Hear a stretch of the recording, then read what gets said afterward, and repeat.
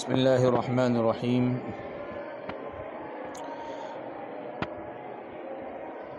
محترم بزرگوں، دینی بھائیوں، بچے بچیوں،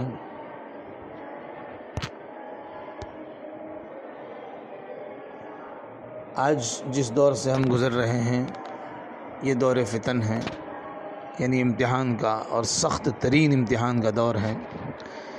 ہر ایک شخص اپنی اپنی حیثیت کے مطابق آزمایا جا رہا ہے۔ اللہ تعالیٰ سے دعا کرنی چاہیے کہ اللہ نے جس شکل میں ہمارا امتحان لینا طے کیا ہے، اپنی تائید، نصرت، حمایت، مدد کے ذریعے اس امتحان میں ہم کو کامیاب کریں۔ نبی کریم صلی اللہ علیہ وسلم اپنی دعاؤں میں اس دعا کا اہتمام فرماتے تھے کہ اللہم وما ابتلیتنی بہ من رخاء وشدۃ فمسکنی بسنت الحق وشریعۃ الاسلام۔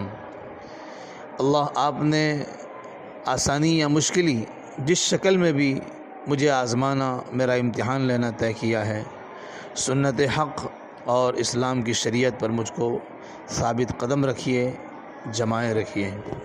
اس دعا کا ہمیں بھی اہتمام چاہیے۔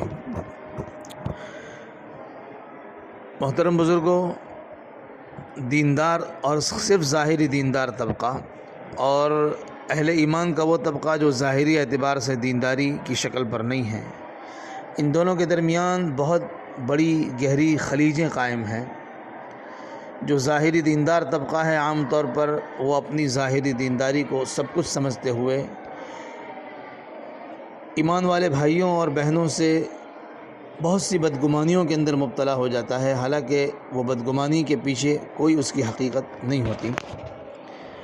انہی بدگمانیوں میں سے ایک یہ بھی ہے کہ ہماری کوئی بہن، بیٹی، بچی کسی جگہ پر جاب کر رہی ہے تو اس کے بارے میں ظاہری دیندار طبقے کے خیالات بظاہر اچھے نہیں ہوتے۔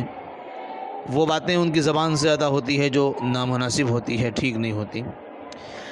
اگرچہ یہ مسائل بھی ہمارے سامنے ہیں کہ بہت سی جگہوں پر جاب کرنے والی بچیاں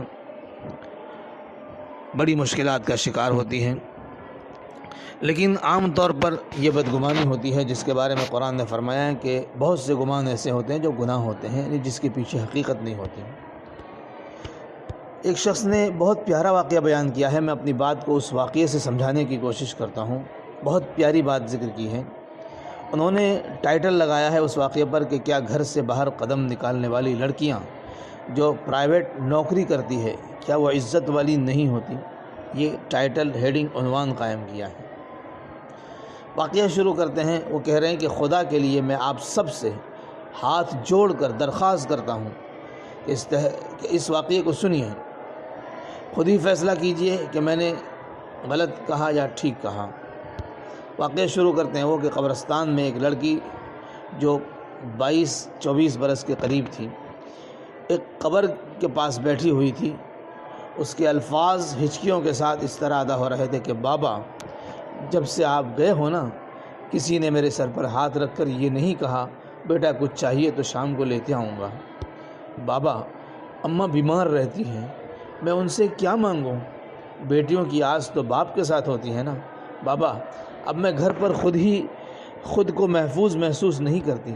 بابا، آپ اکثر کہا کرتے تھے نا تم بڑی ہو گئی ہو، بے فکری نہ رہا کرو، کہیں آنے جانے کے وقت کسی کو ساتھ لے جایا کرو۔ دیکھیں نا بابا، اب میں اپنے آنگن میں بھی اکیلی نہیں جاتی۔ بابا، جب غیر مرد مجھ کو نظروں سے زخمی کرتے ہیں تو مجھے آپ کا پردہ بہت یاد آتا ہے۔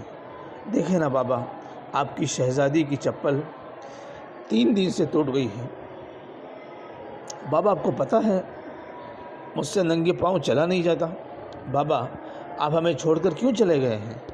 بابا، آپ کو پتہ ہے اب میں نوکری کرتی ہوں، میرا مینیجر بار بار مجھے دفتر میں بلاتا ہے اور کاغذات پینسل کے بہانے میرے ہاتھوں کو چھوتا ہے۔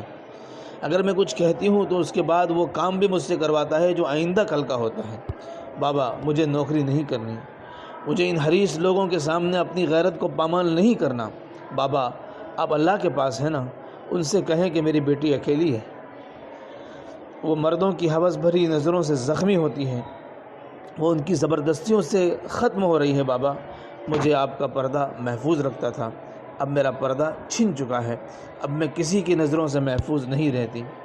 ایک بیٹی اپنے بابا سے معاشرے کی شکایت کر رہی تھی، بابا یہ دنیا اچھی نہیں ہے۔ میری آپ سے ہاتھ جوڑ کر یہ اپیل ہے کہ آپ کے آفس، گھر، کارخانے میں کوئی لڑکی اگر کام کرتی ہے تو خدا کے لیے کسی کی ماں، بہن، بیٹی کو بری نظر سے نہ دیکھا کریں، کیونکہ پتہ نہیں ایسی کون سی اور کتنی بڑی پریشانی کی وجہ سے وہ اپنے گھر سے کمانے کے لیے نکلتی ہے۔ خدا کے واسطے ان کو عزت کی نگاہوں سے دیکھا کریں۔ یہ واقعہ عادل نعمانی صاحب نے انتخاب کر کے پیش کیا ہے، بہت پیارا واقعہ ہے، عبرت کا واقعہ ہے، اور ہمارے جیسے جو دینداری کا ڈھونگ رچانے والے لوگ ہیں ان کے لیے ایک تعزیہ عبرت ہے، جو ہر ایک سے اب ہم اندر سے کیسے ہیں اپنے آپ کو خود جانتے ہیں، لیکن ظاہری دینداری کو سب کچھ سمجھتے ہوئے خود ہزاروں عیب گناہ میں مبتلا ہوتے ہوئے بھی کسی ایسے انسان کے بارے میں جو مجبوری کے تحت کوئی کام کر رہا ہے اس کو ہم گنہگار، فاسق، فاجر اور پتہ نہیں کیا کیا سمجھ لیتے ہیں۔ ضرورت ہے اس بات کی کہ ہر انسان سے اچھا گمان رکھا جائے۔ اچھا گمان وہ چیز ہے جو آپس میں محبتیں پیدا کرتا ہے اور دل کا اطمینان نصیب کرتا ہے۔ اللہ تعالیٰ مجھے، آپ کو، سب کو ہر انسان سے، ہر بندے سے، ہر مرد سے، ہر عورت سے، ہر بچے اور بچی سے اچھا گمان رکھنے کی اور ہر ایک کی خیرخواہی کرنے کی توفیق عطا فرمائیں۔ وآخر دعوانا ان الحمد للہ رب العالمین۔